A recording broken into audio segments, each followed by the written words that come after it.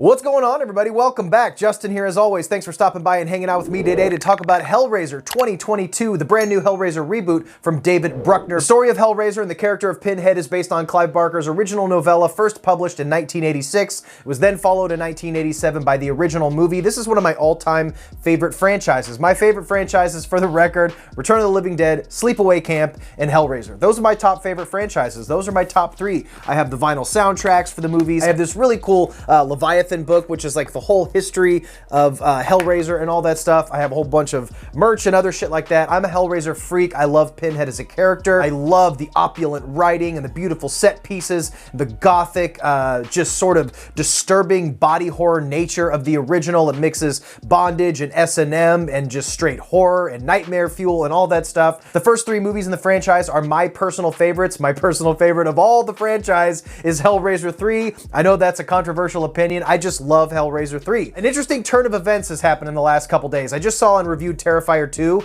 a movie that I was not anticipating whatsoever. I had zero expectations. I didn't care for the first Terrifier a whole lot. I ended up being absolutely blown away by Terrifier 2. I loved it. Going into the Hellraiser reboot, a movie that I was eagerly anticipating, I could not wait to see this movie, yielded different results. I did not care for this movie at all. Hellraiser 2022 was a massive letdown. It's not a complete failure. It's not a bad movie. It falls into that unfortunate category of blandness, which in my opinion is a worse category to be in than a bad movie. When you have an IP like Hellraiser with legendary characters and a really good director, I like David Bruckner. The Night House was one of my favorite movies of last year. It made my top 10. I loved it. It's a major bummer when you have all this talent come together and you have a movie that's instantly forgettable. Now, being that this review does lean towards the more negative end of the spectrum, I do want to start out with some things that I did enjoy. The cinematography is great. David Bruckner knows how to compose a shot. Every shot looks fantastic when it's an interesting location.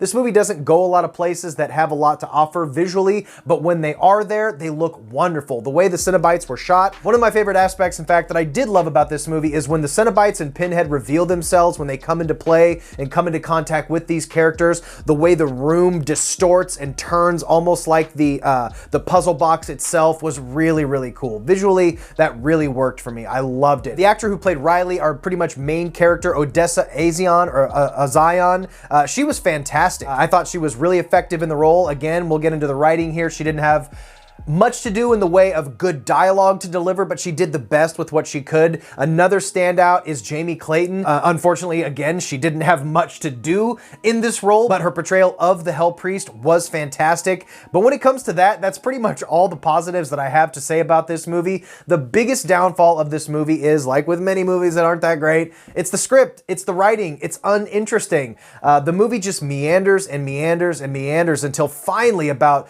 the hour mark, about a full hour in, we start finally getting some interesting things happening, some good kills. Then again, most of the kills aren't that great. Most of them are off screen or really obscured by really dark lighting. But once the movie gets going, it is okay, but it takes so long to get there, a full hour in. In my opinion, if you're gonna have a movie that doesn't really start to reveal itself and show its cards until about the hour mark, that first hour better be filled with the most immaculate storytelling and world building and character development, because if it's not, you feel like you've just wasted a ton of time, which is how I felt after watching this movie. Not only are the characters pretty bland, the story pretty boring. I'm not even getting into it that much, the story, because not much happens. It's basically you have these two drug addicts who are trying to make ends meet. They come into contact with this box. Of course, the Cenobites and the Hell Priest are unleashed, and our main character is forced to make offerings to them. In order to get back somebody in her life that was taken from her earlier in the movie, she has to offer many offerings to the Hell Priest and the Cenobites as a sort of blood offering to get her loved one back. That's the loose amount of story. I don't want to spoil anything, but to be honest with you, the lore doesn't go much deeper than that. There's this subplot with this rich art director, art collector guy that does play a big part in the story, but you really don't know much about him whatsoever, and his story is not fleshed out that much, so it's just not that interesting. Everybody knows when you watch a Hellraiser movie, Pinhead is the main star, the Cenobites are the main thing that you want to look at and you want to interact with, and usually in all of these movies, they're not the main character. They only come in through here and there, but the scenes are very impactful. And that is kind of the deal here, but I still also feel like Pinhead and the Cenobites were grossly underutilized. And that brings me to my next critique. The design of the Cenobites, I feel, were Something was just off with the look of them. They were like too intricate and too contrived, not in the way that the old ones were. The old ones actually looked like flesh and blood, and the skin looked realistic. Of course, they're completely unrealistic in our worldly sense, but in previous movies, you kind of felt the pain while looking at them, watching their flesh contorted and ripped and flayed. They looked painful. And this one, they just looked very rubbery. They weren't very realistic looking. It just looked like a suit rather than the skin peels and the flaying. It all just looked too thick and rubbery.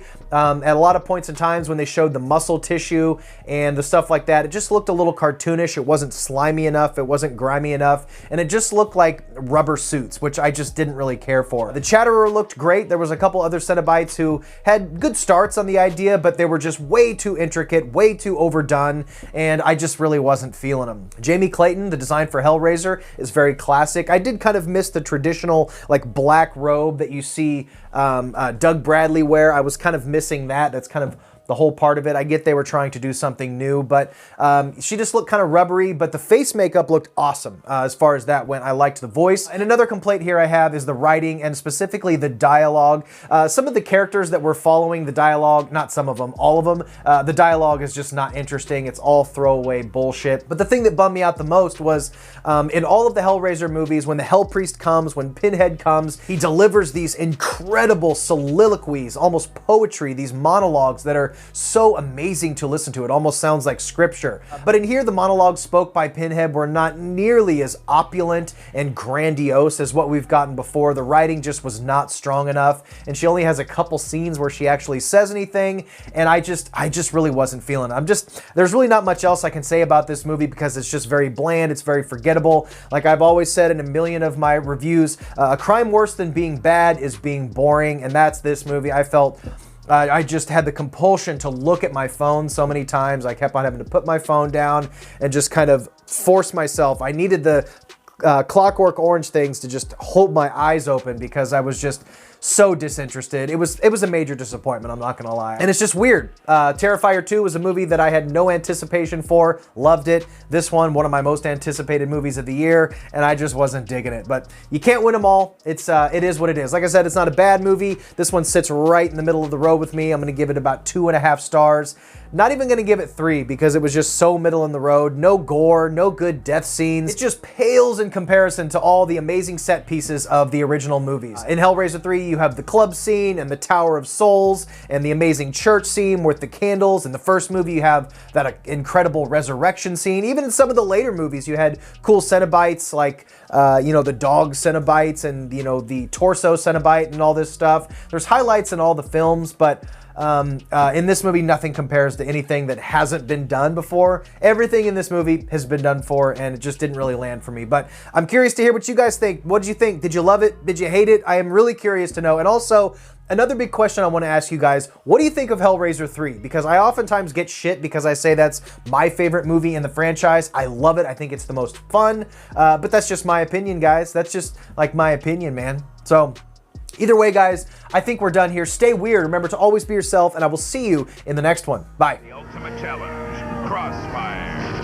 Crossfire. You get caught up in the crossfire. Crossfire. Crossfire. Crossfire. You'll get caught up in it.